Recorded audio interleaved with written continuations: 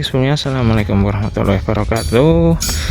Sudah lama ya saya tidak membuat atau mengupload video. Kali ini saya iseng akan memberikan testimoni ya,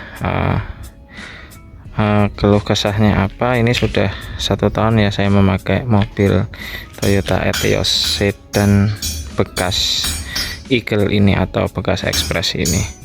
Oke, selama setahun ini alhamdulillah tidak ada kendala berarti ya di jalanan, maksudnya travel atau trouble itu enggak ada. Untuk konsumsi BBM itu masih tergolong irit ya untuk mobil sekelas 1500 ya, karena mungkin bodinya enteng ya. Oke, untuk spesifikasi Etios ini mesinnya 1500 cc, tipe mesin 2NRFE ya.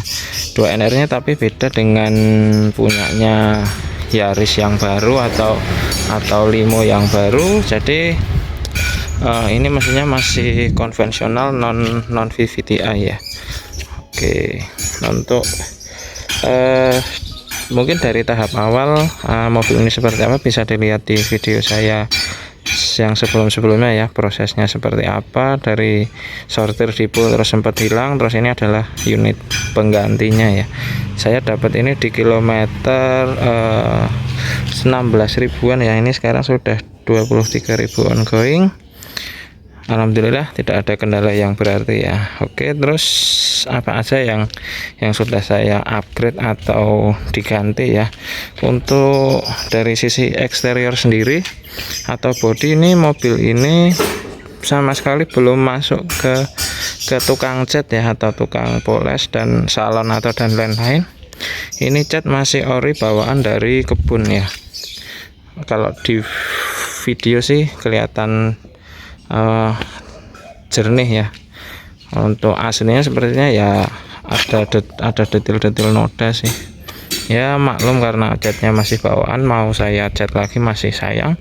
Terus ini di bagian sini sepertinya sudah pernah insiden ya, ini apa, di bagian sini sudah ada dempulnya dan ini sepertinya sudah dicat ulang atau disepet atau di repaint ya, tapi warnanya masih masuk, belum belang, jadi makanya belum saya apa-apakan.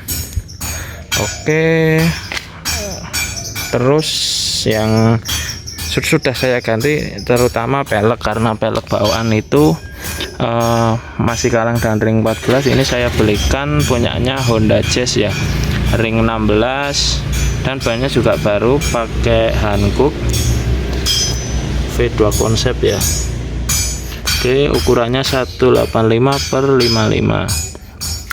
Untuk untuk harga-harganya nanti saya tuliskan di kolom deskripsi ya. Kalau saya soalnya lupa persisnya berapa, nanti totalannya saya tulis di kolom deskripsi video ini ya.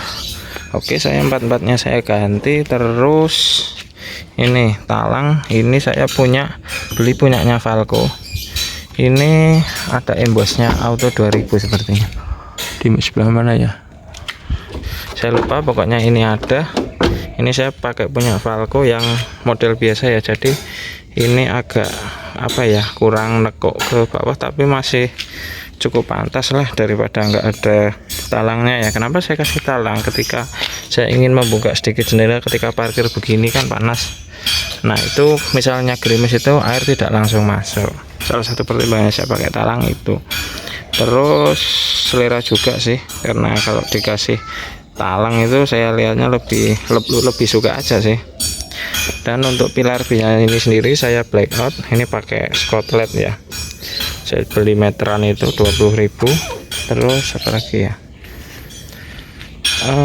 oh iya, kaca film ini menggunakan 3M Black Beauty ya, depan 40%, samping depan 60, yang belakang ini 80 ya, di belakang di depan. Oke, ini pintu yang sini minta disetel, ini nutupnya agak susah, beda dengan yang lain yang mudah. Oke, lanjut ke bagian depan. Untuk lampu depan belum saya nano coating dan lain-lain ya, masih standar bawaannya. ya sudah retak rambut sih karena kelamaan dijemur. Untuk grill ini saya pilok menggunakan pilok merek Oksigen ya ini. Terus fog lamp, nah fog lamp ini pakai yang ukuran 89 mm, ini masih ada celah ya atau rongga. Itu kalau mau yang rapi itu pakai punya Avanza lama ya, itu nanti bisa full ya, tapi enggak kayaknya polosan, nggak ada apa namanya angel eyes nya. Nah ini yang jajannya paling mahal itu adalah ini.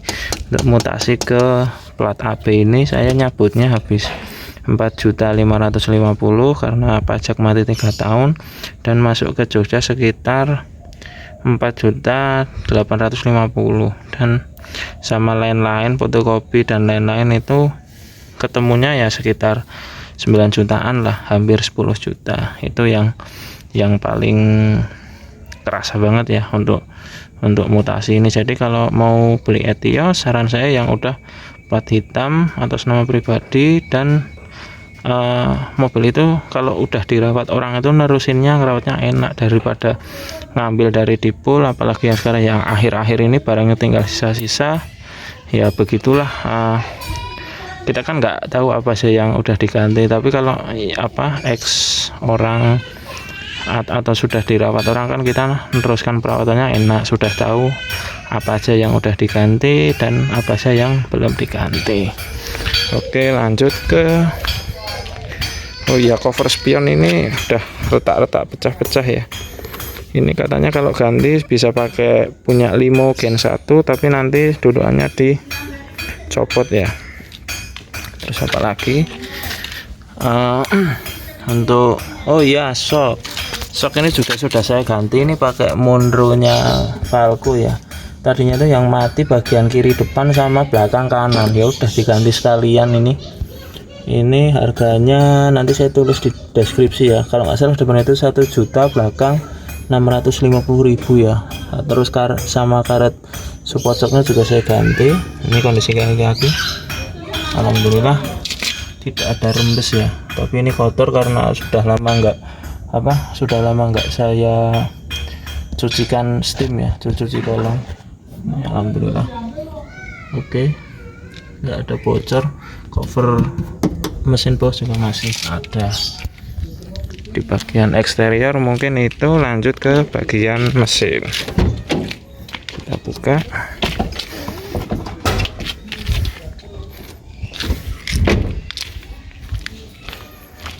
Oke, di bagian mesin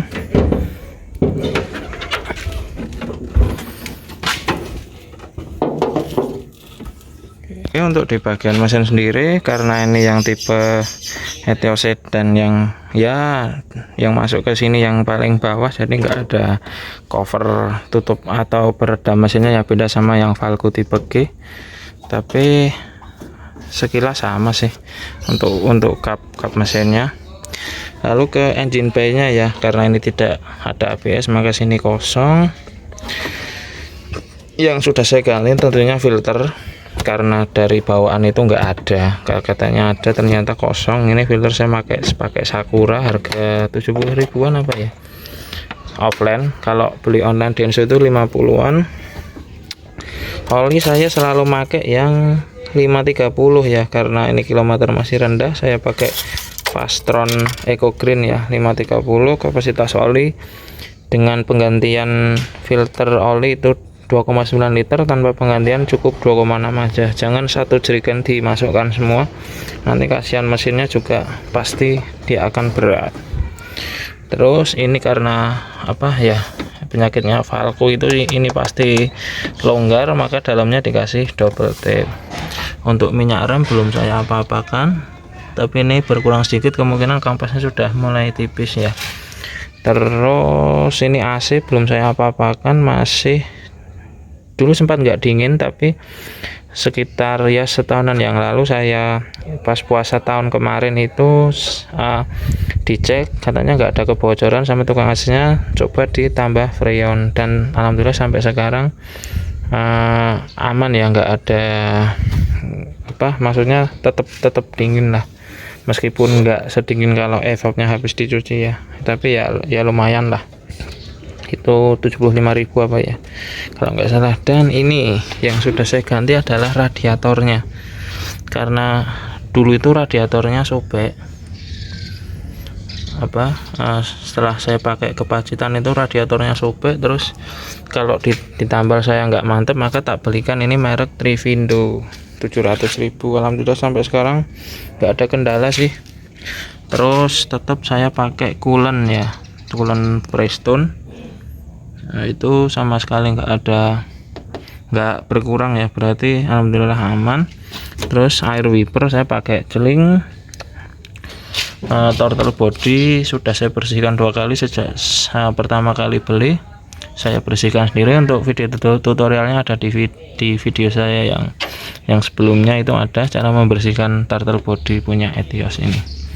Terus aki 34 ampere bawaan dari kebun atau dari penjual ya, bukan kebun ding, dari penjualnya. Ini saya tambahkan sekring untuk audio. Oh ya, ini karet support juga sudah saya ganti, tapi nggak tahu nih masangnya bener nggak ya. Soalnya posisi ban belok gini, saya lihat ininya kok ngangkat gitu loh, kelihatan nggak?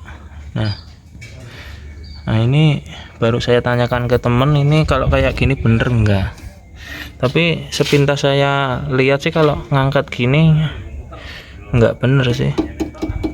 Oke, dan karena ini sudah menggunakan electric power steering, maka nggak ada minyak rem ya, minyak power steering, adanya cuma minyak rem. Jadi kalau mau pergi yang dicek adalah minyak rem, tentunya ketinggiannya, terus ketinggian oli sama air radiatornya.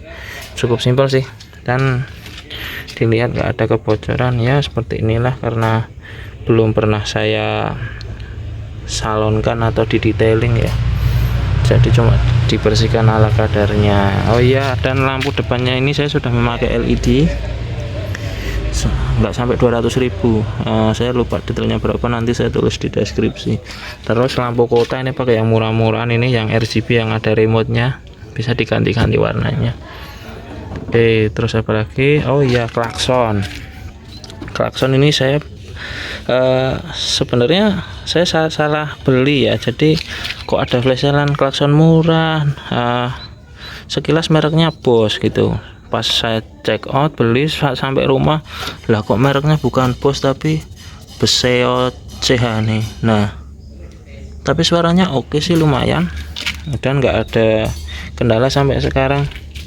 Ini nggak saya kasih relay tambahan ya, jadi cuma satu kabel, atau kabel aslinya saya cabang ya, saya belikan soket, terus saya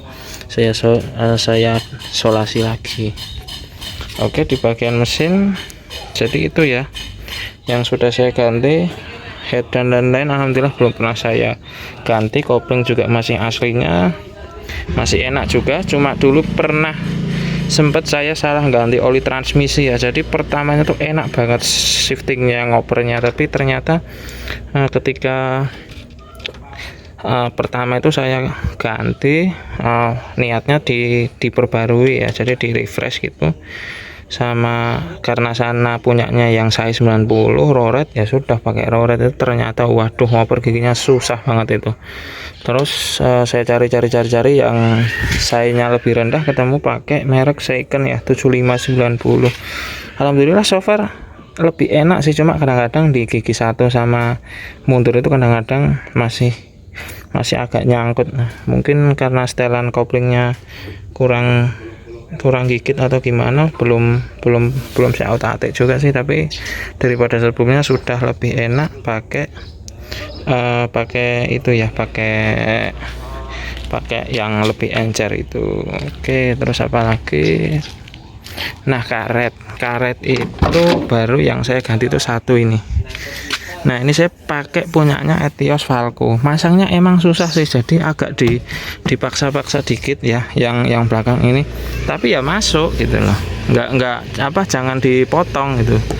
Rencana ya mau saya potong, kok susah masuknya, ternyata ya pas-pas aja sih. Oke, so far. Nah, terus ini masih engkol ya, jadi saya belum pasang power window. Saya masih belum ketemu yang copotan ori ya, mungkin besok aja karena saya ngerasanya belum begitu urgent ya. Oke, lanjut kita pindah ke interior mungkin. Apaan ini antennya ini saya tadinya nggak ada, saya belikan universal ini ya. Suaranya dibilang jernih ya enggak, dibilang enggak jernih ya nyantol gitulah ya, buat variasian aja lah, daripada nanti ini kemasukan air kalau nggak ada ininya terus malah jadi karet Pak ya. Oh iya, dan ini belum saya tutup ya, jadi ini masih dulu bolong bekas mahkota taksi, saya silen, dalamnya saya tambal panci, terus saya skotin kayak gini. Mau besok coba pasang sunroofan lah, buat buat nutup. Oke, kita masuk ke bagian interior. Oke, lanjut dari bagian dalam mobil ya. Seperti yang sudah saya katakan tadi, belum ada power window ya, jadi masih pakai engkol. Ini juga belum electric mirror, tapi sudah saya pasang central lock dan remote ya. Nah, untuk pemasangannya ada di video saya yang sebelumnya, memasang central lock dan alarm mobil ini. Terus ini juga sudah saya kasih sensor mundur ya, atau sensor parkir, dan ini yang tipe ada radarnya, cukup membantu kalau untuk parkir nggak ada yang mengawasi dan di tempat asing ya, jadi kita nggak tahu bagaimana belakangnya itu, maksudnya medannya seperti apa. Nah itu sangat amat membantu ya. Oke, terus apa lagi ya, dashcamnya ini juga yang 40 ribuan. Hasilnya ada di video saya yang sebelumnya. Nah ini sepedanya seperti ini, kilometer 22.970 ya, dianggap 23.000 lah ongoing. AC juga masih cukup dingin. Head unit saya pakai DHD 4300 ya, ini harganya 325.000, beli online. Masangnya juga sudah ada di video yang saya yang sebelumnya. Terus voltmeter ini ada barang sisa, harganya 13.000 apa ya dulu belinya. Terus ini sebenarnya lampunya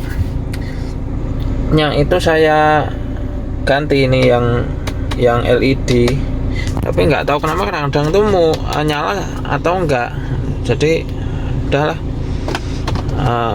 niatnya biar lebih terang gitu kalau misalnya malam gitu, tapi ternyata malah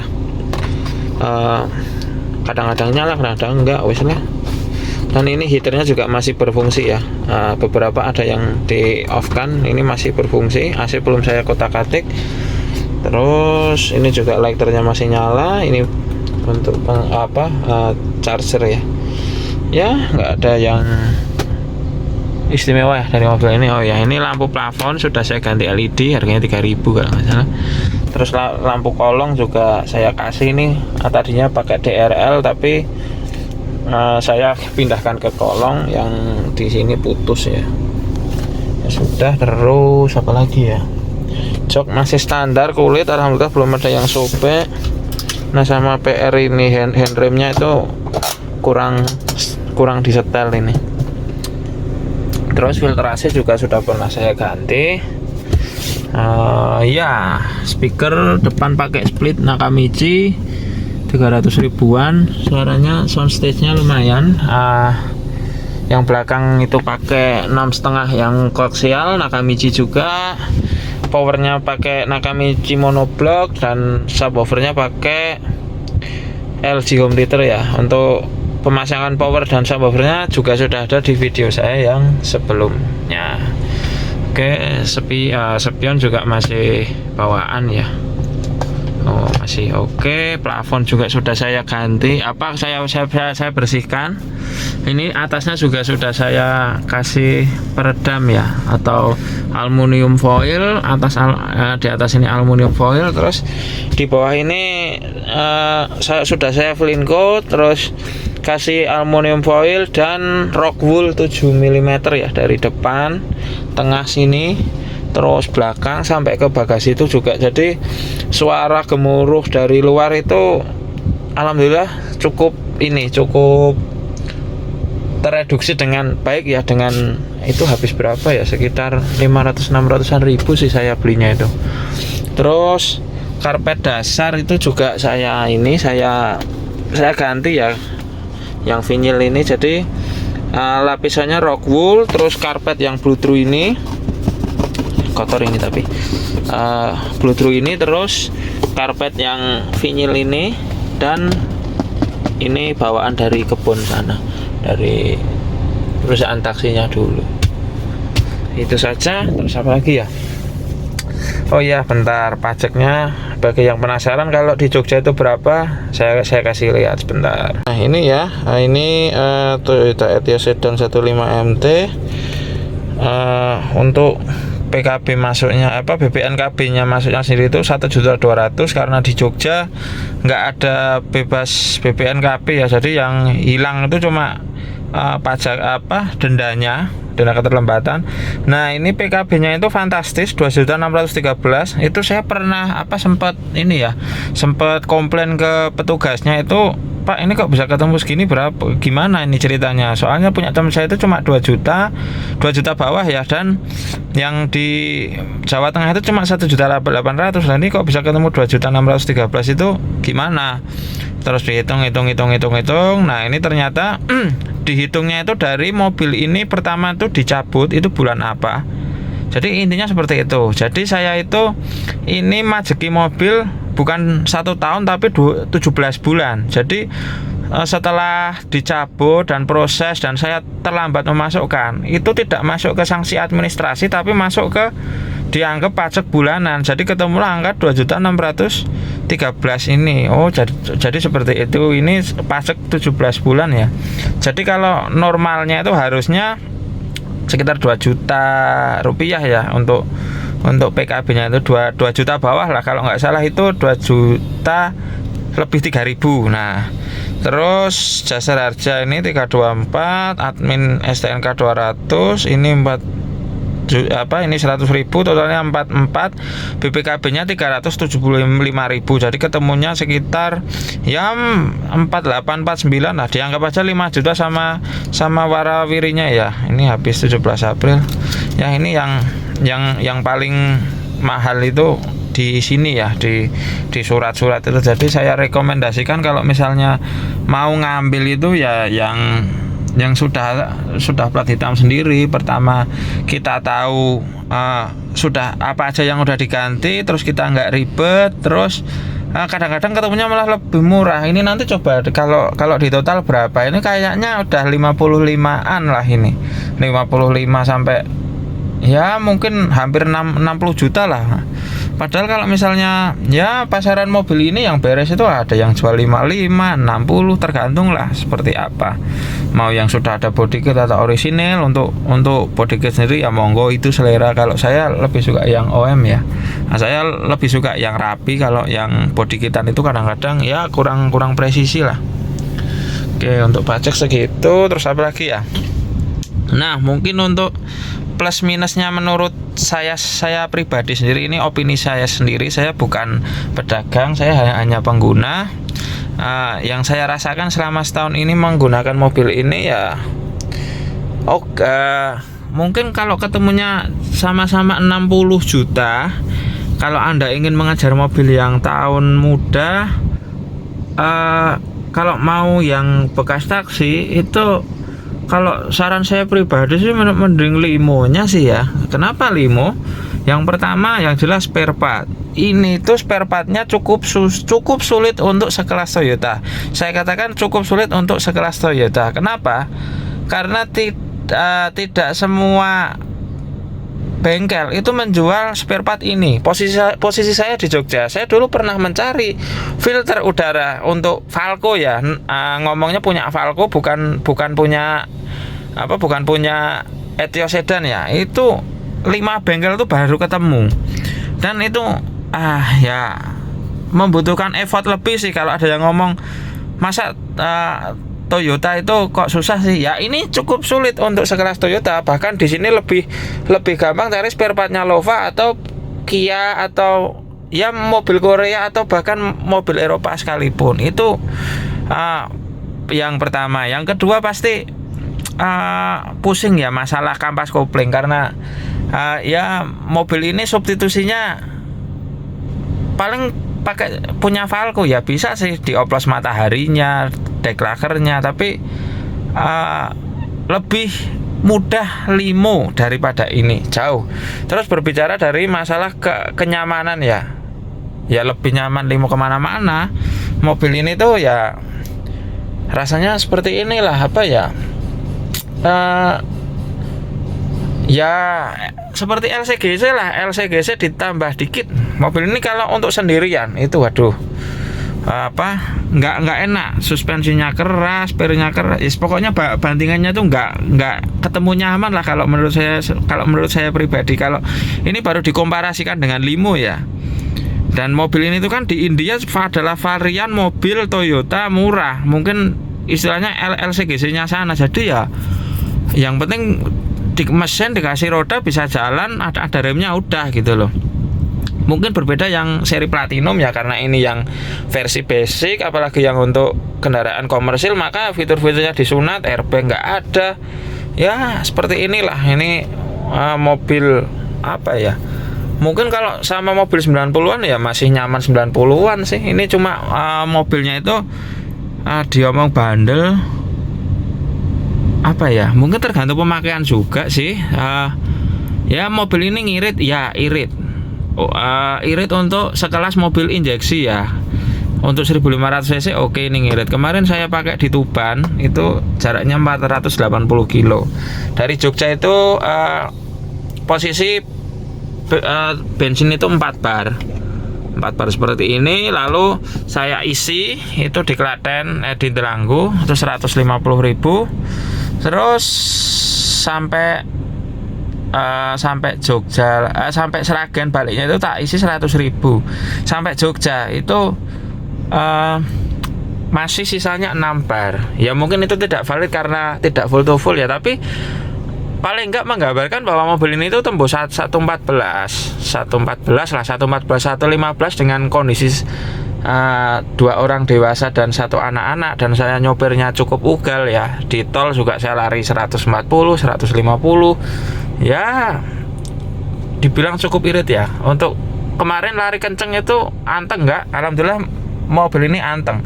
Melayang juga enggak gitu loh, karena mungkin isinya penuh, bagasi juga ada isinya. Jadi mobil ini tuh enak. Dan mobil itu lebih enak diisi penuh daripada buat sendiri atau berdua gitu. Jadi kayak mobil komersil banget lah ya. Jadi ya seperti itulah. Mungkin itu sih ya.